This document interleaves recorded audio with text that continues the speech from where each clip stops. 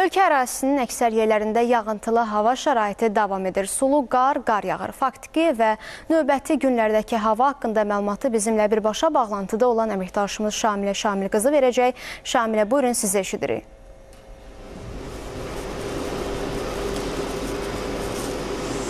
Soyuq hava şəraiti davam edir. Dünən yağan qar səbəbindən bəzi küçə və səkilərdə buzlanma yaranıb. Bəs belə hava şəraiti nə vaxtadək davam edəcək? Ümumiyyətlə, qarşıdakı günlərdə hava necə olacaq? Bu barədə daha ətraflı məlumatı Milli Hidrometeorologiya Xidmətinin əməkdaşı Fidan Hacıyeva məlumat verəcək. Buyurun, Fidan xanım. Salam, hər vaxtınız xeyir.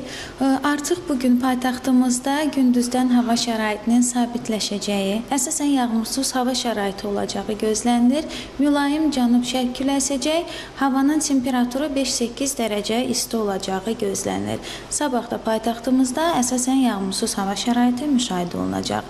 Bölgələrimizə gəldikdə isə eyni zamanda Qarabağ və Şərqi Zəngəzur zonasında da artıq gündüzdən qeyd etdiyim kimi yağıntıların tədricən kəsiləcəyi, 22-23 isə artıq əsasən yağmursuz hava şəraiti müşahidə olunacaq. Bəzi yerlərdə ara bir duman olacaq, mülayim qərb küləyi əsəcək. Havanın temperaturu 5-9 dərəcə isti, dağlarda isə 0-5 dərəcə şaxta olacağı gözlənilir. Qeyd edim ki, hava şəraiti ilə əlaqədar yollar buz bağlayacaq.